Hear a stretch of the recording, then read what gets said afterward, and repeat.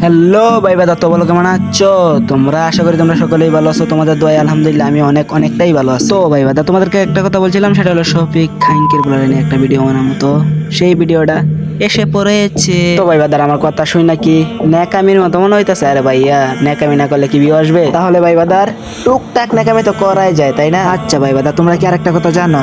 কারো জায়গায় মতো আমি হাত না দিলে আবার আমার রাত্রে ঘুম আসে, আর আমার রাত্রে ঘুমাতে হলে তো কারো পিছন দিয়ে হাত ঢুকাতেই হবে, তাই না? তাহলে ভাই বাদার শফিকের গোয়াটা দিয়ে হাতটা ঢোকানো যাক। তাহলে চলো বেশি কথা না বলে শুরু করা যাক। আর ভাই বাদা, তোমরা যারা আমার ভিডিওটা দেখতেছো, ফ্যান্টের জায়গা থেকে হাতটা বার করে ছোট্ট মুট্টু করে একটা সাবস্ক্রাইব করে দাও। আচ্ছা যাই হোক ভাই বাদার, এখন কিছু মূল কথাই বলি আমি, তাই না? আচ্ছা ভাই বাদার, আমি তুমি এবং কি সকলেই জানে সে ঈদের দিন কি বলছিল? আচ্ছা ভাই বাদার, সে এই কথাটা বলছিল যে তার বাবাকে যেন জাহান্নামে সর্বোচ্চ স্থান দান করে।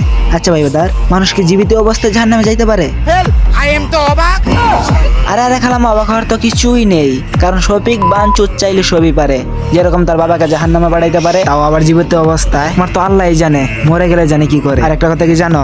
তাদের মতো জারদ সন্তানদেরকে কোনো কিছু বলাই যায় না, কারণ একটা কথা বললেই কুত্তার বাচ্চার মতো লাভ দা ওড়ে মাদারচ। কারণ বাঞ্চুত তোরে দেখেই বোঝা যা তুই যে একটা কুত্তার বাচ্চা, তোর জন্মের ঠিক নেই মাদারচ। আর এরকম বাঞ্চুতের সাথে কথা বললে একটু হিসাব করেই কথা বলা লাগে। তার কারণ হলো যে কিনা যার বাবাকে জাহান্নামে পাঠাইতে পারে, সে তো আমার জন্য অনেক কিছুই করতে পারে। যেরকম এমন আছে বিনা টিকেটে আসমান দেখাইতে পারে। আচ্ছা ভাই বাদা, তোমরা বলো তো তাকে বই বইয়া চললে হবে?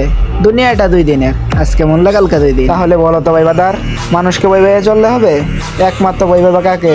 আল্লাহ তাআলাকে। এরকম শফিক মাদাচুত খাঙ্কি পোলাদেরকে যদি বই পাও তোমরা, তাহলে কি চলবে? আর বাঞ্চুত সময় থাকতে ঠিক হয়ে যা, আর যদি ঠিক না হস তোর মতো শফিক বাঞ্চুত ডে ঠিক করতে এই রায়হানের 1 মিনিটও লাগে না। আর একটা কথা মনে হয়, খাঙ্কির পুত ছোট মরিচের জাল বেশি, যেটার তাপমাত্রা সবাই সহ্য করতে পারে না। আর আমার বয়স মাত্র 20, তার জন্য হালকা ভাইবা নিস না। আর আমি তোর এরকম জায়গায় হাত দিতে পারবো? তোর মনে রক্ষাই না ছিলামো খাঙ্কির বলা। তো ভাই বাদার, ভালো থাকো, সুস্থ থাকো, এবং দেখা হবে পরবর্তী ভিডিওতে ইনশাআল্লাহ। তো ভাই বাদার, পরবর্তী ভিডিওর জন্য রেডি থাকো। পরবর্তী ভিডিও দেখার জন্য কি করতে হবে? তোমার সুন্দর এবং কি নরম হাতটা দিয়ে আমার চ্যানেলটা সাবস্ক্রাইব করে দাও।